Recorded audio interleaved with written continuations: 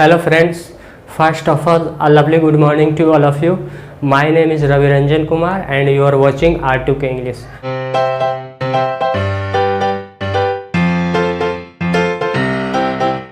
Guys, मैं आप लोगों को अंग्रेजी पढ़ाने वाला हूं, तो चलिए बिना समय गवाए हुए वीडियो को शुरू करते हैं।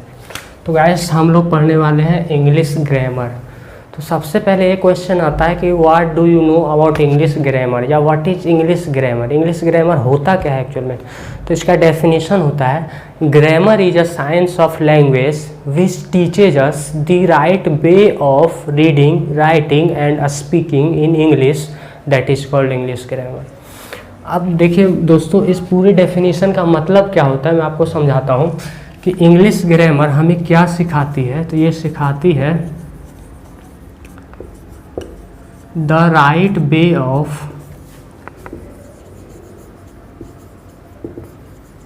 रीडिंग,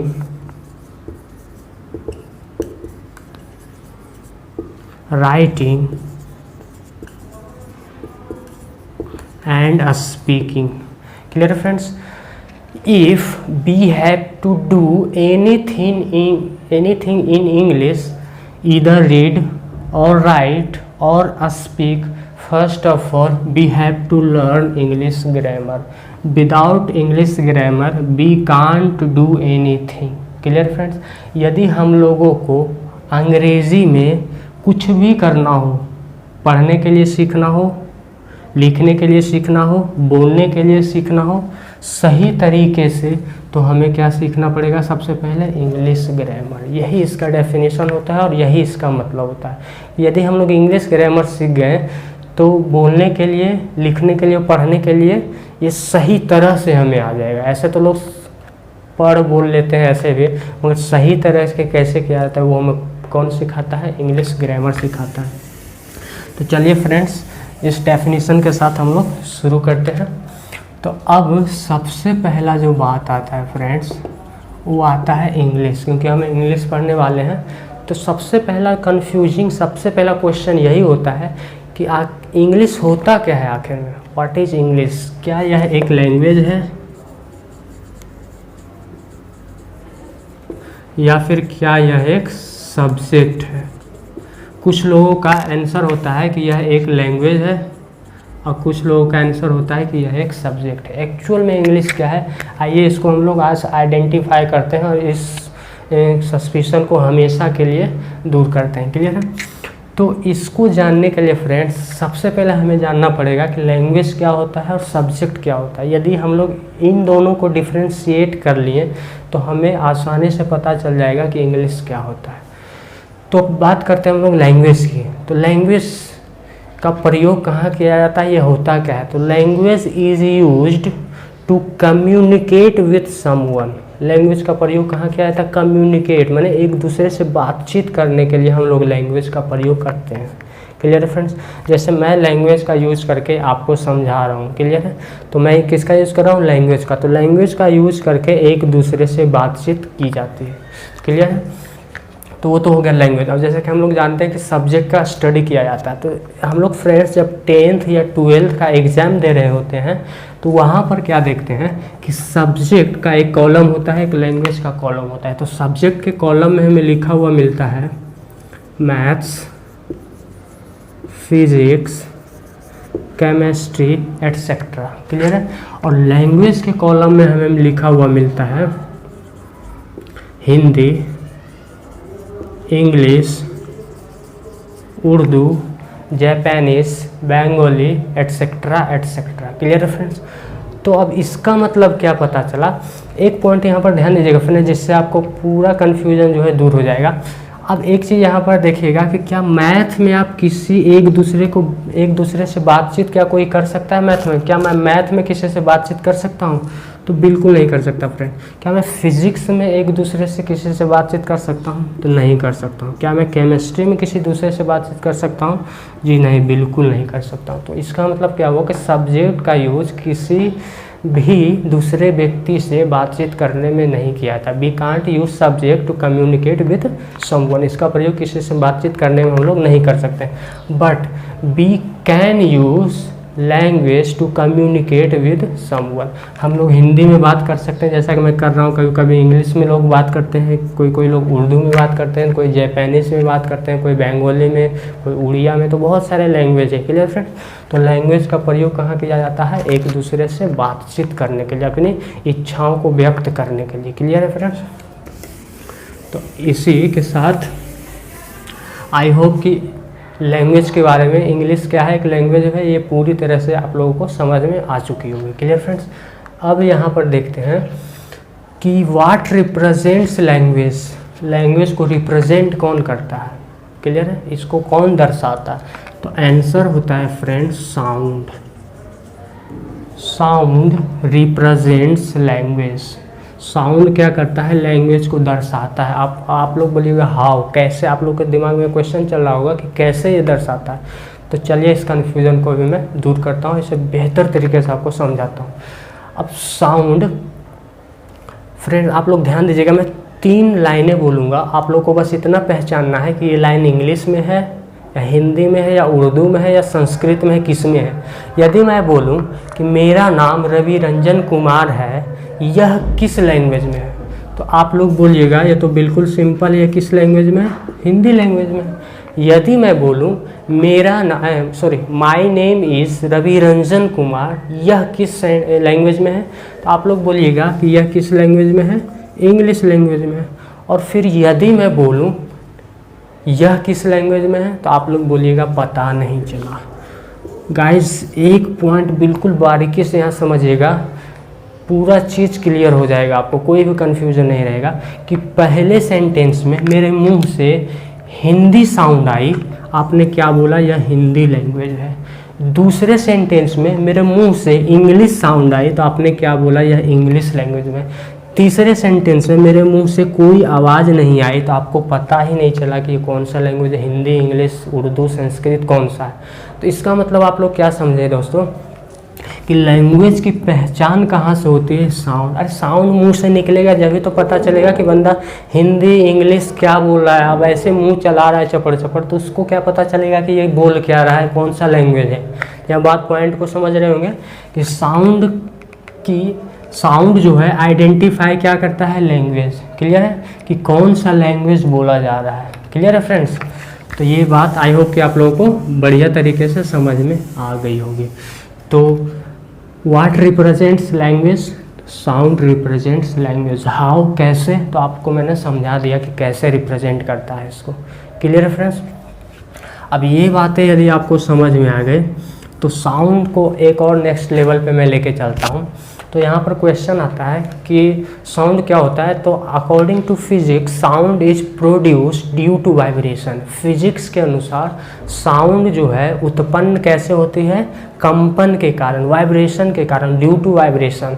तो अब हम लोग बोल रहे हैं तो यहाँ कहाँ वाइब्रेशन हो रहा है? तो हो रहा है दोस्तों, आप लोग अपने हाथों को यहाँ वोकल कोड पे रखिएगा और बोलते, जैसे मैं अभी यहाँ बोल रहा हूँ, आप भी कुछ बोलिएगा, देखिएगा यहाँ बहुत ही ज़्यादा कंपन होता है। Clear friends?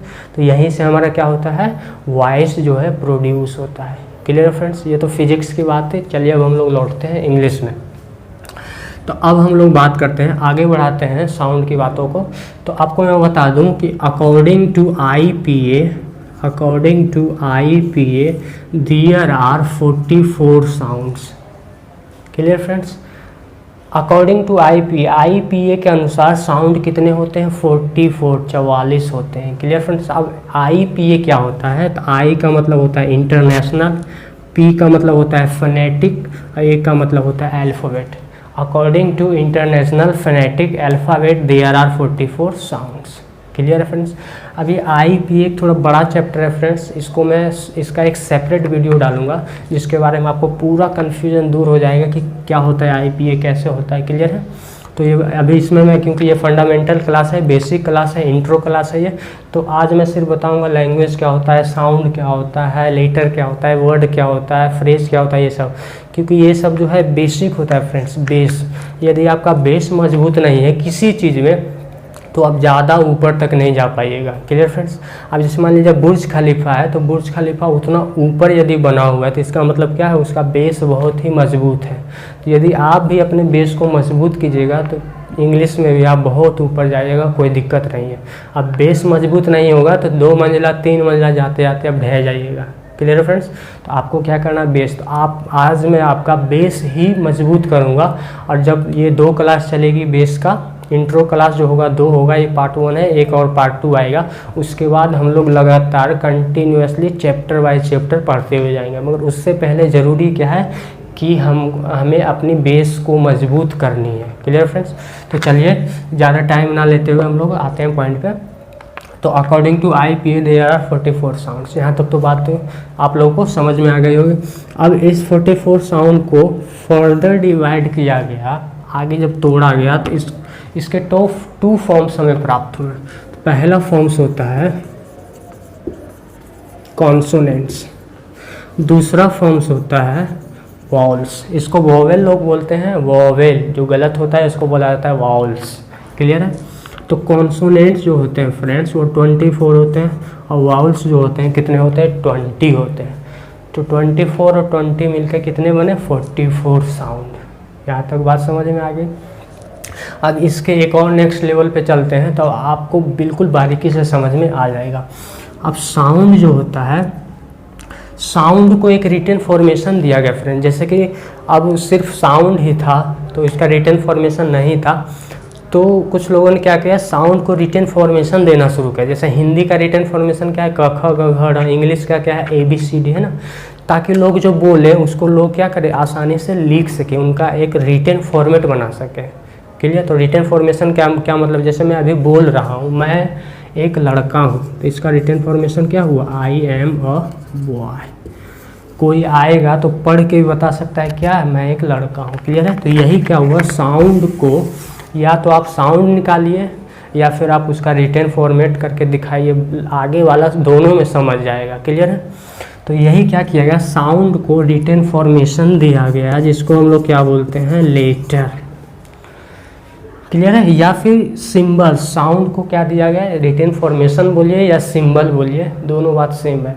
तो हम लोग ऐसे ही बोल सकते हैं कि letters are the written formation of sound, या फिर हम लोग ऐसे ही बोल सकते हैं letters are the symbols of sound. दोनों सेम चीज़ है। 2 डेफिनेशन आपको बताया। अब इसका एक्चुअल डेफिनेशन होता है जो कि आपको बिल्कुल ये लाइफ टाइम तक समझा कर रहेगा, वो 1 मिनट आपको यहाँ पर ध्यान देना है। इससे क्या होगा, लेटर के बारे में आप ज़िंदगी भर नहीं भूलिएगा कि लेटर क्या होता है। लाइफ टाइम तक आपके दिमाग के मेमोरी में सेव हो जाएगा। कैसे होगा अभी मैं आपको बताता हूँ। अब लेटर क्या होता है, तो लेटर का जो होता है मेन डेफिनेशन होता है कि letter is a main sound which can not be divided into any parts. Clear friends? Letter का कोई भी खंड या टुकड़ा नहीं किया जा सकता है। कैसे, आइए मैं आपको बिल्कुल सरल तरीके से आपको मैं समझाता हूँ। अब यहाँ पर मैंने 3 एग्जाम्पल दिया। Clear friends? बस ध्यान देना है आपको, एकदम 30 सेकेंड 40 सेकेंड ध्यान देना है और ज़िंदगी भर तक याद करना है। आपको हर एक चीज़ मैं यहीं पर याद करवाऊंगा, आपको अलग से याद करने की ज़रूरत नहीं है। आप कोई भी चीज़ रटिएगा, लोग देखते हैं रटते हैं, तो रटने से क्या होगा, 1 2 3 4 5 9 10 दिन के अंदर आप कभी ना कभी आपको भूलना ही भूलना। और यदि आप उस चीज़ों को समझ गए, उसका कॉन्सेप्ट आपने अपने दिमाग में बिठा लिया, तो वो आपको लाइफ टाइम तक नहीं भूलना। Clear friends? वो सेव रहेगा लाइफ टाइम तक। तो अब हम लोग क्या करते हैं, letter is a main sound which can not be divided into any parts. इसका मतलब क्या होता है, आइए आपको समझाता हूँ। यदि मैंने बोलूँ कि इस वर्ड को क्या करना है, फर्दर आपको डिवाइड करना है, इसको स्प्लिट करना है, तो आप लोग क्या बोलिएगा, ये बिल्कुल सिंपल है। O + N + E बराबर हो गया क्या, 1। इसको बोलूँ तो बोलिएगा A + N, इसको बोलूँ तो आपके पास इसका कोई जवाब नहीं होगा। ए को आप क्या, मैं क्या, दुनिया में जितने भी विद्वान आदमी हैं कोई भी इसका खंड या टुकड़ा नहीं कर सकते। Clear friend? तो इसका मतलब हमें क्या पता चला कि लेटर का हम लोग टुकड़ा नहीं कर सकते। Letter is a main sound which can not be divided into any parts. इसको हम लोग भाग या टुकड़ा में नहीं बांट सकते हैं। ये बात तो आपको आई होप कि समझ में आ गई होगा। Clear friends? बस दिमाग थोड़ा सा लगाना है कॉन्सेप्ट पे, आपका पूरा जो है कॉन्सेप्ट क्लियर हो जाएगा। ठीक है? तो आगे बढ़ते हैं। आप लोग को ये तो बात समझ गए कि लेटर क्या होता है। क्लियर फ्रेंड्स, इसका मैंने 3-4 डेफिनेशन आपको बना के दिखाया। क्लियर फ्रेंड्स, आप देखिएगा आगे कि लेटर जो होते हैं वो कितने होते हैं, 26 लेटर्स कितने होते हैं, 26 लेटर्स होते हैं। अब इसको भी फर्दर डिवाइड करने पर फिर इसका हमें 2 पॉइंट पता चला। कौन से, कॉन्सोनेंट्स, इसको भी कॉन्सोनेंट्स में और इसको भी वॉल्स में हम लोग आगे बांटे। तो कॉन्सोनेंट्स में हम लोग बांटे तो इसको 21 और इसमें हम लोग बांटे तो इसका 5 फॉर्म्स। क्लियर फ्रेंड्स, अब यहाँ पर ध्यान दीजिएगा फ्रेंड्स कि लेटर्स हमारे पास इंग्लिश में कितने हैं, 26, मगर साउंड हमारे पास इंग्लिश में कितने हैं, 44। 18 साउंड जो है वो ज़्यादा है लेटर से। यही आपको पता चलेगा किस क्लास में, IPA। जब IPA international phonetic alphabet chapter में आपको बताऊंगा, उसमें आपको पता चलेगा कि हमारे पास, मान लीजिए कि मेरे पास रोटी 26 है, बांटना है 44 को, तो कैसे होगा। हमारे पास लेटर 26 ही है और साउंड 44 है, ये कैसे हो गया। क्लियर है, आपको इसमें मैं पूरा डिटेल से बताऊँगा। क्लियर, आज अभी तक आगे हम लोग अभी बढ़ते हैं। तो देखिए ये 21 होता है, इसमें 24 होता है, इसमें 5 होता है, इसमें 20 होता है। क्लियर फ्रेंड्स, तो इसमें हम लोग जानते हैं कितना होता है, A-E-I-O-U, A-E-I-O-U, ये हमारा होता है वॉल्स। और फिर होता है ये B-C-D-F, यहाँ से लेके Z तक जो हमारा होता है 21, वो क्या होता है, वो हमारा कॉन्सोनेंट्स होता है। क्लियर फ्रेंड्स, तो यहाँ तक तो चीज़ समझ में आ गई। देखिएगा, बस यही अंतर मैं आपको दिखाना चाह रहा था। क्लियर, और यही क्या करता है, यही 18 जो होता है हम लोग साउंड्स जो है गलत निकालते हैं। जैसे अभी मैंने आपको बताया, इसको लोग वोवेल बोलते हैं, ये होता क्या है, वाउल, वाउल है ना। तो यही मैं आपको आगे बताऊंगा। तो यहाँ तक आप लोग चीज़ों को बिल्कुल आसानी तरीके से सीख गए होंगे। अब इसके नेक्स्ट लेवल पे हम लोग बढ़ते हैं।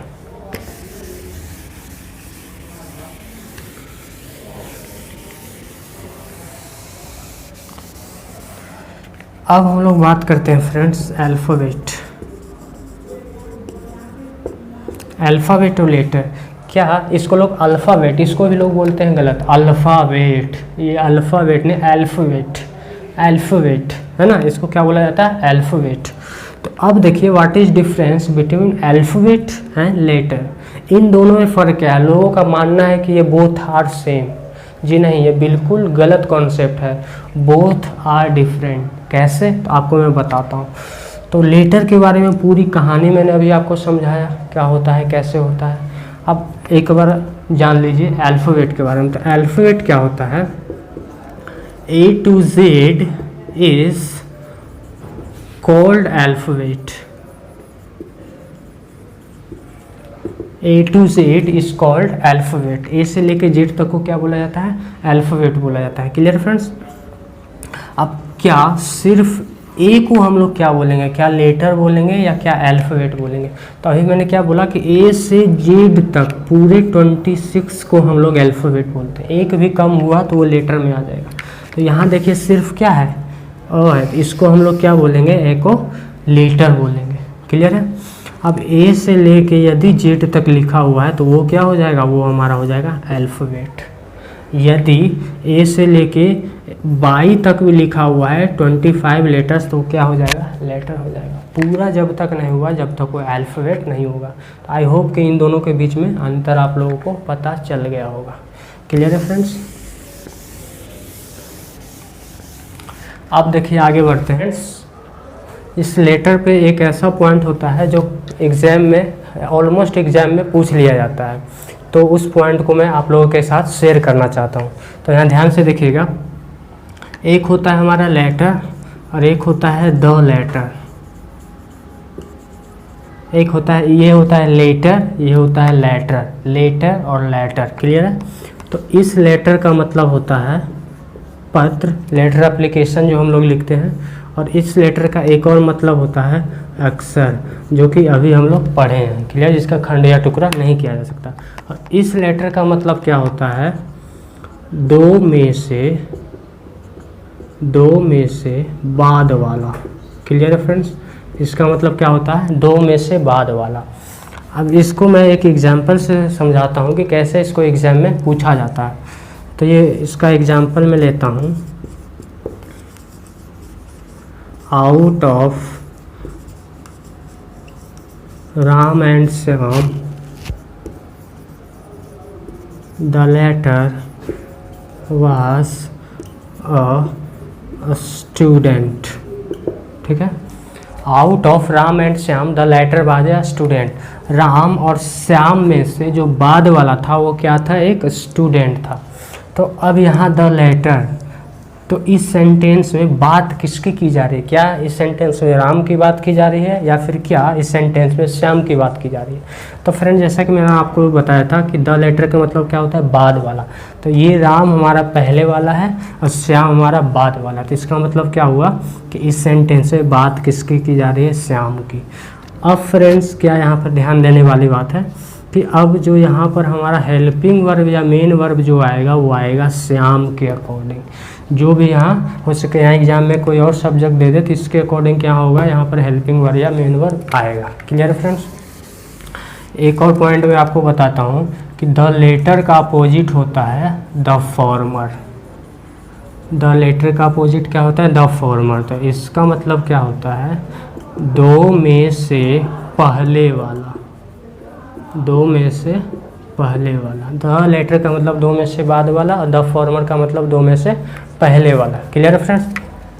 अब यदि यहाँ से लेटर को हटा दिया जाए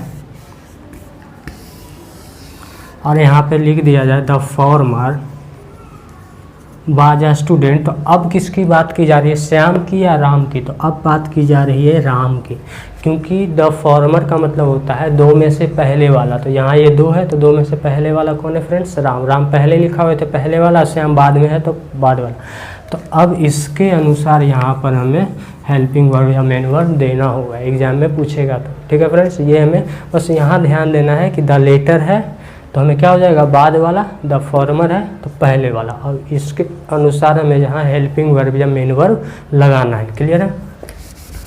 अब इसी को क्या करता है लोग कि एरर में डाल देते हैं क्वेश्चन को। तो एरर में कैसे, ये एरर में ही क्वेश्चन आया हुआ था, हाल ही फिलहाल में क्वेश्चन देखा था। तो यहाँ से यहाँ तक वन पार्ट और यहाँ से यहाँ तक जो था, यहाँ से यहाँ तक सेकेंड पार्ट था और यहाँ से यहाँ थर्ड पार्ट था और ये चौथा पार्ट जो था नो एरर का था। Clear friends. तो स्टूडेंट्स लोग क्या करते हैं कि जल्दीबाजी में इसको पढ़ते हैं और देखते हैं यहाँ पर द लेटर है, द लेटर बाज है, श्याम है, श्याम के अकॉर्डिंग बाद लगाए हुए मैंने नो एरर है। मैंने यहाँ पर वो एक चीज़ ध्यान नहीं दे पाते कि ये ई वाला लेटर है, और ई वाला लेटर का मतलब क्या होता है, पत्र या अक्षर। तो यहाँ पर लेटर कौन सा होना चाहिए, एल ए वाला। तो एरर हमारा किस में हुआ फ्रेंड्स, इसमें हुआ।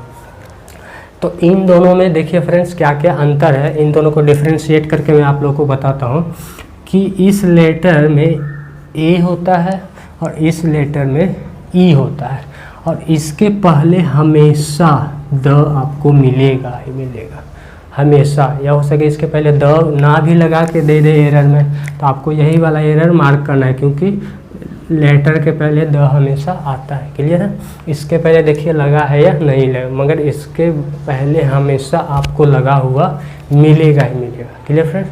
तो ये एक बहुत ही अहम पॉइंट था जिसको मैंने आपके साथ शेयर किया, इसको हमेशा ध्यान दीजिएगा दोस्तों। चीज़ों को क्या, जैसे कि मैंने लेटर द फॉर्मर तीनों को एक साथ बताया, तो आप लोग क्या करिए, चीज़ों को एक दूसरे से जोड़ कर सीखने के लिए शुरू कर दीजिए सीखने के लिए। इससे क्या होगा, चीज़ें बहुत ही आसान हो जाएगी और तीनों चीज़ आपको याद रहेगा। यदि मैं एक एक करके आपको बताता तो शायद आपको ये भूल जाते या कभी ये याद रहता कभी ये, मगर तीनों को एक साथ बताने का मतलब क्या हुआ कि आपको ये तीनों अब हमेशा के लिए याद रहेगा। Clear friends. तो लेटर हमारा समाप्त हो गया।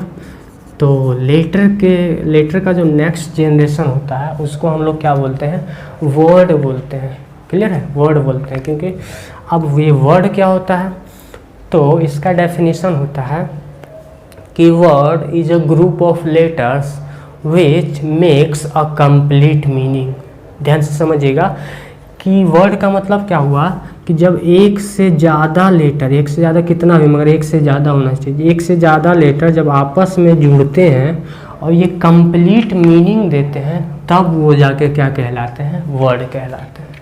इतना बात समझ में आ गया कि वर्ड के अंतर्गत क्या होना चाहिए, एक से ज़्यादा लेटर होना चाहिए। एक ये होगा, अब एक से ज़्यादा, जब ये दोनों जुड़ेगा और इसका एक कंप्लीट मीनिंग आएगा, वो क्या बन जाएगा फ्रेंड्स, वर्ड बन जाएगा।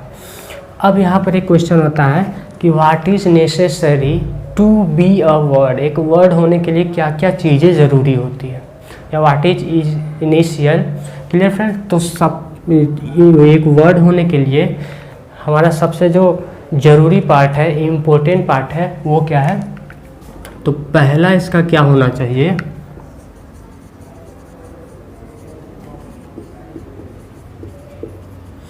ग्रुप ऑफ लेटर्स, सॉरी क्या होना चाहिए, ग्रुप ऑफ लेटर्स, या फिर इसको हम लोग क्या बोल सकते हैं, यूनिट ऑफ लेटर्स, या फिर इसको हम लोग क्या बोल सकते हैं, ये हमेशा याद रखिएगा फ्रेंड्स कि ये एक से ज़्यादा होना चाहिए। क्लियर है, एक से क्या होना चाहिए, ज़्यादा होना चाहिए। चलिए अब इसका दूसरा पॉइंट जो हम लोग लेते हैं वो क्या लेंगे, कंप्लीट।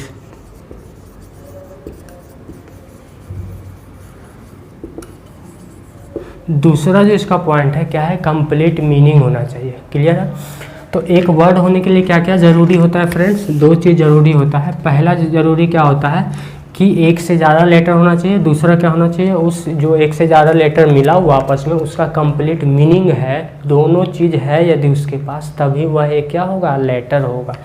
अब एग्जाम्पल के लिए आपको मैं यहाँ पे समझाता हूँ, ध्यान दीजिएगा। यदि मैंने यहाँ पर लिखा पेन, तो यहाँ पर क्वेश्चन उठेगा, is this is a word और नॉट, क्या यह एक वर्ड होने के लायक है या नहीं है। तो हम लोग क्या करेंगे, इस वर्ड को क्या करेंगे, उठाएंगे और दोनों, ये पहला एग्ज़ाम है या दूसरा एग्ज़ाम है, दोनों एग्ज़ाम से इसको गुजरवाएंगे। यदि ये दोनों एग्ज़ाम पास कर गया तब ये वर्ड कहलाएगा। इन दोनों में से एक भी एग्ज़ाम यदि ये फेल किया तब ये वर्ड नहीं कहलाएगा। तो पहला जो एग्ज़ाम है वो क्या, पहला जो कंडीशन है, दोनों कंडीशन इस पर अप्लाई करना है। तो पहला कंडीशन क्या बोलता है, ग्रुप ऑफ लेटर्स। तो क्या यह एक ग्रुप ऑफ लेटर्स है, आइए जानते हैं। तो P क्या हो गया, एक लेटर हो गया, E क्या हो गया, एक लेटर हो गया, N क्या हो गया, एक लेटर हो गया। तो जी हाँ, इसमें कितने लेटर्स हैं, 3 लेटर्स हैं। एक से ज़्यादा लेटर्स होने चाहिए, 2 3 4 कितने भी, मगर एक से ज़्यादा, तो इसमें 3 है। तो पहला टेस्ट, तो ये पहला कंडीशन इस पर अप्लाई हो गया, पहला टेस्ट ये पास कर गया।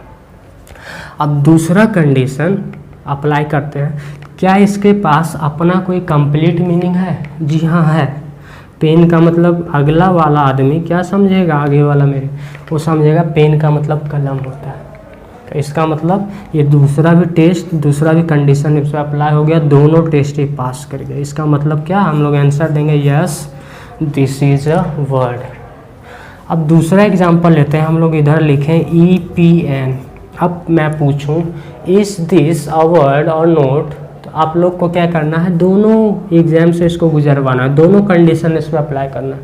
चलिए करते हैं। पहला कंडीशन, यह भी एक लेटर है, यह भी एक लेटर है, यह भी एक लेटर है, तो इस पर कितने लेटर हो गए, 3। तो इसका मतलब पहला कंडीशन, पहला टेस्ट ये पास कर गया। क्या ये दूसरा टेस्ट पास कर पाएगा, क्या EPN का कोई अपना मीनिंग है, तो बिल्कुल नहीं है। तो इसका मतलब क्या है, दूसरा टेस्ट फेल कर गया। तो दोनों में एक भी टेस्ट या एक भी कंडीशन इस पर अप्लाई नहीं होगा तो यह वर्ड कहलाने नहीं लायक हो। तो इसको हम लोग क्या बोलेंगे, no this is not a word. यहाँ तक बात समझ में आ गई आपको फ्रेंड्स, यहाँ पर बस ध्यान रखना है। क्लियर है।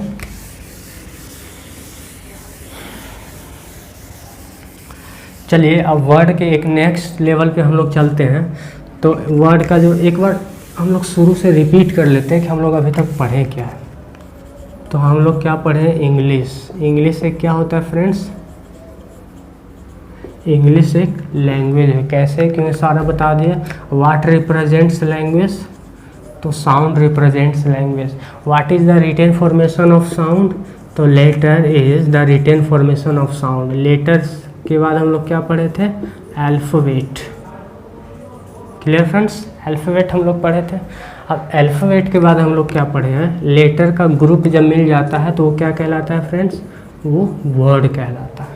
अब वर्ड के नेक्स्ट लेवल पे हम लोग चलते हैं तो उसको बोला जाता है वर्ड फॉर्मेशन। उसको क्या बोला जाता है फ्रेंड? Word formation. क्लियर है?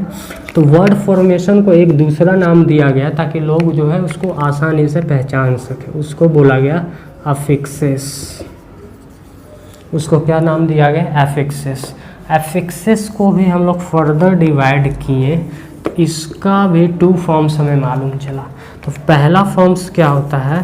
प्रीफिक्स। पहला फॉर्म्स प्रीफिक्स और दूसरा फॉर्म सफिक्स। पहले जो जुड़ता है उसे प्रीफिक्स कहते हैं, जो बाद में जुड़ता है उसे सफिक्स कहते हैं। अब बात यहाँ पर आती है कि ये जुड़ता किस में है? तो ये जुड़ता है रूट वर्ड में। किस में जुड़ता है फ्रेंड्स? रूट वर्ड में। रूट वर्ड के ही आगे प्रीफिक्स जुड़ता है, रूट वर्ड के पीछे सफिक्स जुड़ता है। क्लियर? अब चलिए मैं इसको एग्जाम्पल से समझाता हूँ, क्योंकि एग्जाम्पल से चीज़ें आसान होती है, समझने में भी सहूलियत होती है। तो कोई रूट वर्ड चलिए मैंने ले लिया, जैसे मैंने ले लिया टच। टच ले लिया, टच के पहले मैंने प्रीफिक्स किया अन। अब आप लोग ध्यान देते जाइएगा फ्रेंड्स कि टच जो है रूट वर्ड है, अन क्या है? प्रीफिक्स है, और सफिक्स क्या है इसमें मैंने किया? एबल। अब इसका नया वर्ड फॉर्मेशन जो सारा कंक्लूजन जो निकल के आया वो क्या? अनटचेबल। नया वर्ड देखिए क्या बना? अनटचेबल। क्लियर है? अब और इसका मैं एक एग्जांपल लूँ, जैसे कि मैंने यहाँ पर लिखा काउंट। तो काउंट क्या है? एक रूट वर्ड है। इसके पहले मैंने क्या किया? अन को प्रीफिक्स किया और एबल को क्या किया? सफिक्स किया। जो पहले होगा प्रीफिक्स, जो बाद होगा वो सफिक्स। तो इसका जो न्यू वर्ड बना क्या बना? अनकाउंटेबल। अनकाउंट। अब ये जरूरी नहीं कि आगे पीछे दोनों, ये क्या होता है कभी सिर्फ आगे या कभी सिर्फ पीछे होगा। ठीक है? अब जैसे मैं एक और एग्जांपल देता हूँ, यहाँ मैंने लिखा ऑनेस्ट, तो इसको मैंने डिस, इसका क्या हो जाएगा? प्रीफिक्स या सफिक्स? जी प्रीफिक्स, सही बोला आपने। ठीक है? तो ये क्या हो जाएगा? डिसऑनेस्ट। क्लियर? या कभी कभी जैसे मैंने यहाँ पर लिख दिया मीनिंग और इसको सफिक्स या लेस से, तो मीनिंगलेस। तो कभी कभी सिर्फ सफिक्स, कभी कभी सिर्फ प्रीफिक्स, कभी कभी सफिक्स और प्रीफिक्स दोनों। Clear friends?